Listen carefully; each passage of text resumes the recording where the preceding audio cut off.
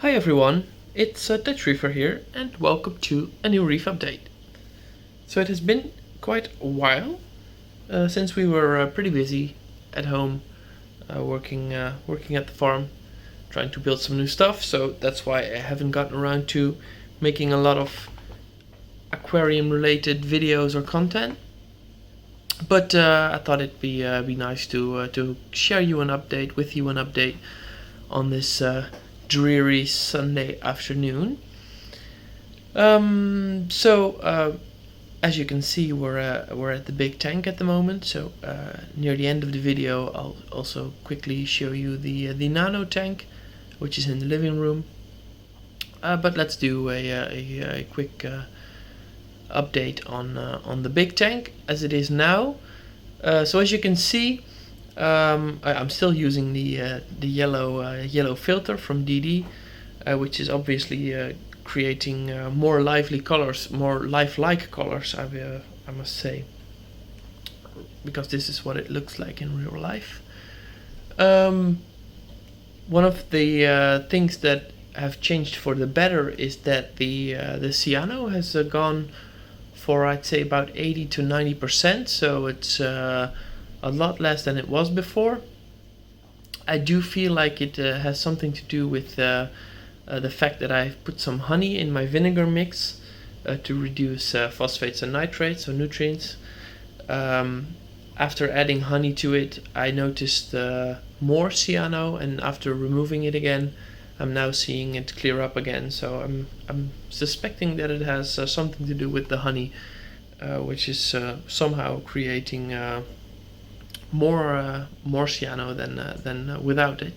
So currently I'm just feeding or dosing actually a plain white vinegar to remove nitrates and phosphates from the water column. If you have any tips, so other than vodka, since I've used the vodka vinegar method for quite a while, if you have any tips, some revolutionary or new or even very old tips and tricks about reducing phosphates and nitrates, something that I can add to the vinegar mix, please let me know. Always interested and keen to try new stuff, as long as it's semi-proven at least, so my fish won't be harmed in the process. So the fish have been doing quite well actually. As you can see, they're at the moment feeding on some mastic, a product that I've been feeding for years now. It's created by Easy Reefs, and it comes in a powdery form, and you add some water to it, stick it to the window, and your fish will start enjoying it. So as you can see, the fish are flocking around it. Actually, most of the fish really like it. Of course, the copper band, which is known to be a difficult eater, is also enjoying it a lot. I've heard a lot of other people who are also reporting their butterflies, their copper bands, eating from it and staying healthy that way. So it's definitely worth a try if you have fish that have difficulty eating.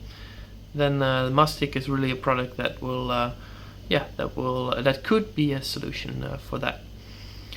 So the two most recent additions are still the parrotfish, which you can see in the background, swimming behind the reef now, and the convict tang, which is a lot more visible, swimming at the bottom here. So they have been doing very well. There they are together. They have been getting used to the reef, getting to know the other inhabitants of the reef, and actually quite friendly towards each other. So I had expected the convict tang to be at least a little bit aggressive towards my other tangs or other fish, but I have to say it's a very calm fish. Although it's very active, it's definitely scouring the reef all the time, as you can see right now. So it's all the time looking for something to bite.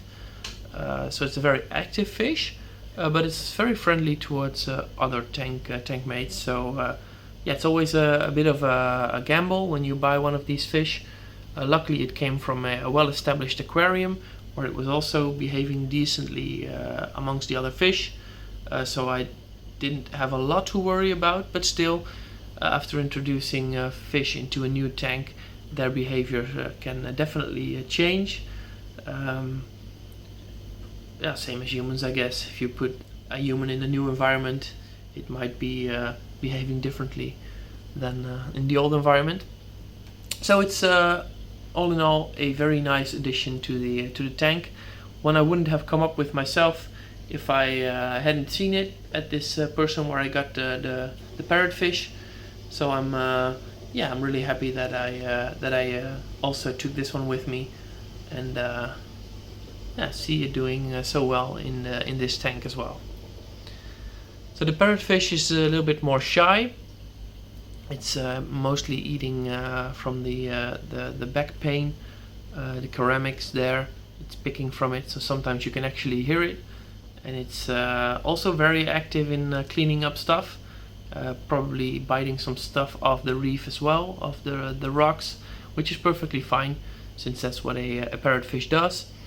People have asked me, is this one reef safe? Well, it is here. So I haven't seen it eating on any live corals yet. It will definitely, if you have some old coral skeleton in your tank, it will definitely eat that. Now it's looking at itself in the glass probably. That's nice to see. So it's for me it's a reef safe fish. That's that's actually pretty calm and bulky and big, and just floating through the tank and doing its own thing. Doesn't show a lot of interest towards other fish. As you could see just now, it had a bit of a scarfuffle with one of the other fish, with the Veliferum tang here, but that's something that's not very regular.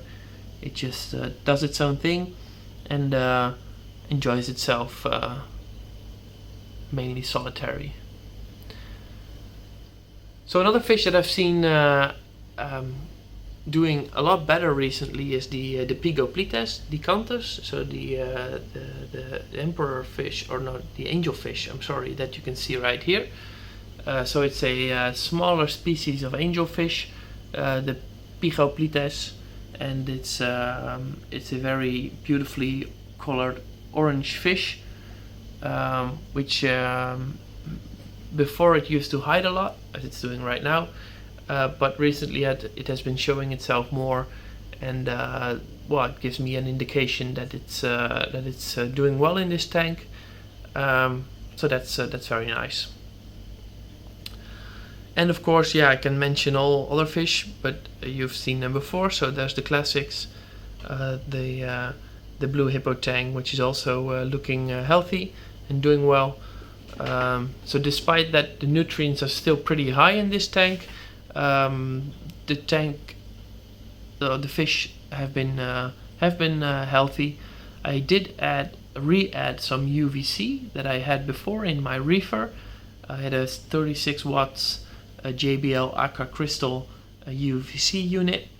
I didn't use it on this tank until a month ago, so that's something I can show you right now. Actually, hello there.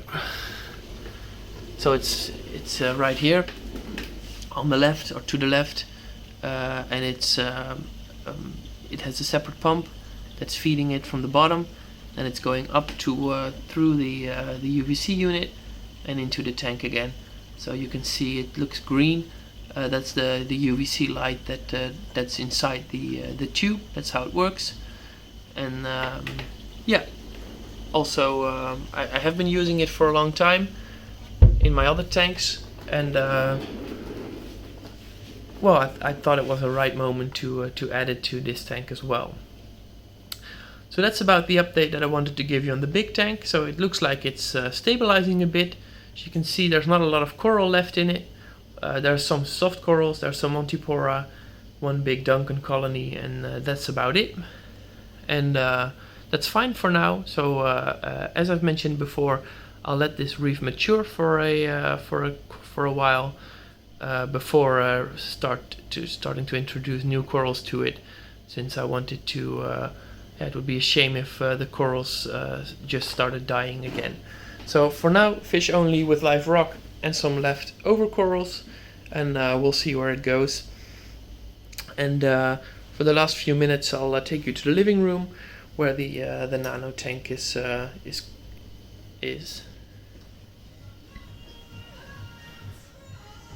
So we'll walk past the dog. So here we are in the living room, and where the nano is. So as you can see, different light, different corals. I love this tank since it's very small. It's very manageable for the living room. There's only 2 fish in it. That's the 2 clownfish that you can see to the left here, and then some of the corals that came from my old tank. Added some new ones, 2 small new ones. So this Trachyphilia that you can see right here, a bit towards the back, that's new. And the chalice that you can see, I'll show it you from the side. The chalice that you can see right here is also new. And yeah, just curious to see them growing in this tank. One coral that has been doing very poorly is this Goniopora, which you know from my previous videos, which also came from the reefer. So I'm guessing this is an end of life situation for this Goniopora, which is sad because it has been doing very well for years, but now finally it has come to an end. So that's too bad. I've tried it in the other tank, not working either. So it's yeah, I'll hope for it to recover, but I'm not very hopeful. So yeah, that's yeah. Sometimes you have these corals, you can keep them alive for a very long time, and at a certain moment, it's game over. So that's what I wanted to show you today. I hope you enjoyed the video, and I'll see you in the next one. So bye bye.